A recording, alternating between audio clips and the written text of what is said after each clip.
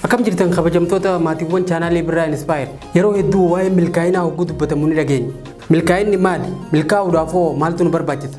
Waan jedhu bifa addaatii fi gadi fageenyaan ilaalla. Hanga dhuma viidiyoo kanatti na waliin turaa. Kanneen haaraa taatan subscribe godhaa. Maatiiwwan keenya immoo like fi share godhuu hin dagatinaa. Viidiyoo kana nama jaalattanii fi hiriyoota keessan hundaaf share godhaa. Milkaa'inni hiikaa dhaabbataa fi kan namni hundi irratti waliif galu tokko qabaachuu hin danda'u. Hiikkaalee milkaa'inaa hanga irraa dhiyaatan keessaa kan namoonni hedduun irratti waliif galan hiikaa Earl Nightingale akka ta'e warri milkaa'ina irratti qorannoo gaggeessan ni dubbatan. Nightingale akkana jedhee milkaa'inaaf hiikaa kenna. Milkaa'ina jechuun yaada yookiin abjuu faayidaa ni qaba jennee yaadnu tokko dhugoomsuudha. Hedduun keenyalleen hiikkaan kun akka nuuf ta'u abdiin qaba.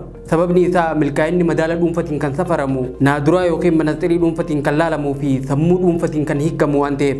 Milkaa'inni nama tokko nama biraatiif hiikaa dhabuu danda'a. Kaayyoo keenya jennee wanni nuti halkaniif guyyaa hirriba dhabnuuf namoota biraatiif gatii hin qabu ta'a.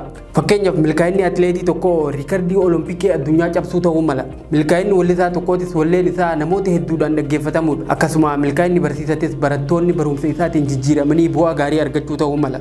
Kanaaf fakkaata Nightingale milkaa'ina bifa bal'aa ta'een hiikaa kan itti laateef. Inni akka jedhutti milkaa'ina jechuun kaayyoo yookiin yaada gatii nuuf qabu tokko dhugoomsuudha jedha. Hundi keenya karaa mataa keenyatiin nama milkaa'aa akka taanu barbaaduun keenya shakkii hin qabu. Yaada bu'uuraa kanarratti erga waliif galle waan yaadne akka dhugoomsinuu fi galma keenya geenyee akka milkooynuuf maaltu nurraa eegama? Waa'ee milkaa'inaa ilaalchisee kitaabota hanga irraa barreeffaman keessaa akka addunyaatti sadarkaa durarra jiraachuu isaa kan dubbatamu kitaaba Think and Grow Rich barreessaa kan ta'e Napoleon Hill hanga fedhe wanni nuti barbaannu adda adda ta'ullee hunda keenya ulaagaalee ajaa'ibaa milkaa'ina keenya biraan nu gahuu danda'an kitaaba isaa kana keessatti barreessa. Nutilleen imala daandii jireenya keenyatiif filanne irratti yoo nu gargaare jedhee ulaagaalee milkaa'inaa kurnan asii gadii kana kan Nightingale barreessa keessaa fudhadhee isiniif qopheessatee jira. Tokkoffaan fedhinnaa qabaachuu. Sadarkaa tokkoffarratti fedhinnaa qabaachuu. Fedhinnaa hoggaa jennu fedhinnaa onni irraa maddisee ta'uu qaba.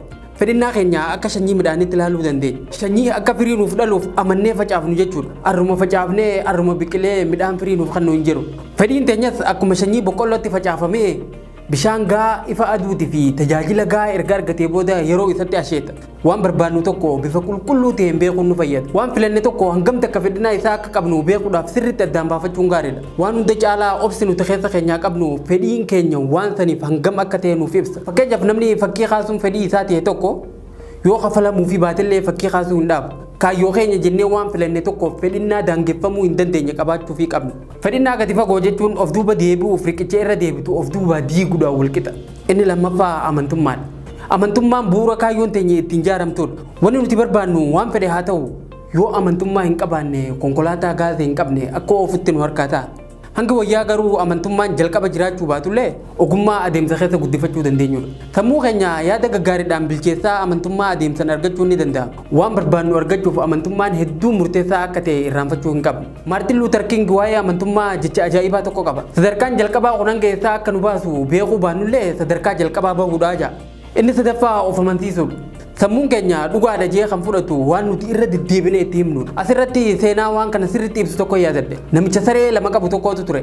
Yeroo mara adda babee irra geessee saroonni akka wal lolan godha. Daawwattoonni saricha kamtu yeroo hedduu injifata ja'anii gaafannaan namichinis kanin haala nyaachisu kanaatu injifataa jee deebiseef. Nutis akkasumatti keessa keenya saree lamaatu jira. Waan gaarii fi hamaa, beekumsaa fi wallaalummaa, kufiinsa fi injifannoodha. Kan irraa ol ta'ee hunda ajaju garuu isa yeroo mara nuti gabbifnudha. Kanaaf Napoleon Hill mataa keenyatti waan gaggaarii irra deebinee himuudhaan sammuu keenya gara barbaannetti bobbaasuu akka dandeenyu kan nutti himuuf. Himuu qofa osoo hin taane kan nu akeekkachiisuuf. Afuraffaan waan tokko irratti abbaa ogummaa ta'u.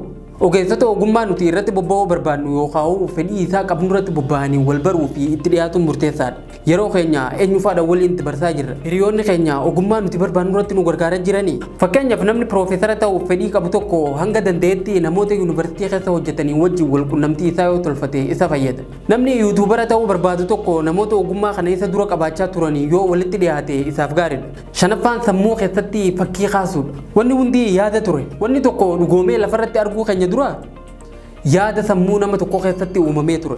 Wanni nuti barbaannu dhugoomee lafarratti arguun duratti sammuu keenya keessatti fakkii isaa kaasuun iccitii milkaa'inaa guddaa akka ta'e namoonni hedduun irratti walii galan.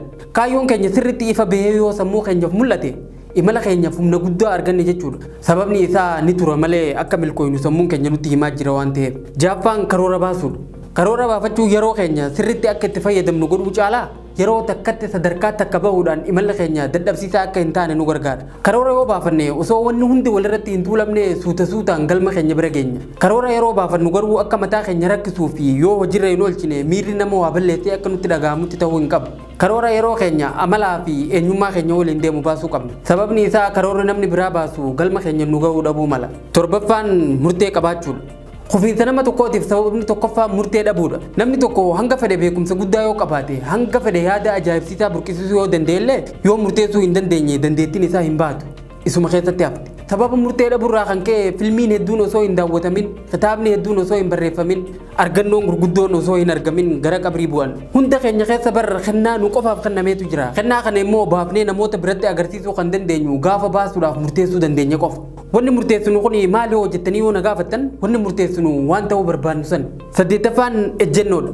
Murteen kophaa isatti humna hin qabu. Murteen keenya gama cehee galma keenya biraan akka nu ga'u humni godhu ejjennoodha. Hedduun keenya murtee garaagaraa asii fi achittis ni murteessan. Garuu ejjennoo qabaannee itti hin fufnu. Kanaaf Naapooliyoon kufiinsa fi milkaa'ina wanni addaan baasu guddaan ejjennoodha kan jedhuuf. Fakkeenyaaf namni haraaraa siyaararraa qulqullaa'uu barbaadu tokko yeroo dhibba dhiisuudhaaf yoo murteessallee yoo ejjennoo hin qabaanne ittuma deebi'a. Kanaafuu hanga ejjennoo keessa keenya jiruu beekuun hedduu murteessaadha. Saglaffaan humna qindaawaa. Sammuun lama yoo waliin ta'e sammuu sadaffaatu dhalata. Namni tokko yaada yookiin argannoo mataa isaa qabaachuu danda'a. Yaada namoota birooti yoo walitti ida'ame daranuu bareeda. Jabaa tokkorraa laafaa lama wayya akkuma jedhamu. Muuxannoo waliin hojjechuu horachuu qabna. Waliin hojjechuun muuxannoo wal jijjiiruufis nama gargaara. Kurnaffaan wanni hojjettu gammachuu siif kennuu qaba. Steve Jobs gaafa lubbuun jiru akkas jee ture. Waan hojjennu hin jaalannu yoo ta'e hanga dhumaa deemuu hin dandeenye. Namni waan hojjetu hin beekne yoo abdii murallee waan irra laalan hin qabu jee. Dhugaadha waan jaalannu yoo hojjenne salphatti abdii hin murru. Wanni akka ogummaa keenya ta'uuf filanne waan jaalannu yoo ta'e waan san irratti beekumsa argachuu fi muuxannoo dabalachuuf fedhii arganna. Namni nama gargaaruu hin feene yookaan dhimmi namaa isa hin yaachifne tokko yoo ogeessa fayyaa ta'e dhukkubsattoota akka madda maallaqatti itti fayyadamuuf yoo ta'e malee fayyaa fi gammachuun isaanii hin yaachiftu jechuudha. Kanaafuu waan irratti bobbaanee harkaa qabnu hunda keessatti hangam takka gammachuu argachaa jirra gaafii jettu hundi keenya of gaafachuun barbaachisaadha. Egaa kabajamtoota maatiiwwan chaanalichaa viidiyoo kanarraa akka barattan abdiin qaba. Itti gammaduu keessan immoo laayikii fi koomentiidhaan natti agarsiisaa. Sheer godhaa nama hunda biraan gahaa. Viidiyoo haaraa fi yaada haaraa hanga walitti deebinutti yeroo milkiinaaf qabaadhaa.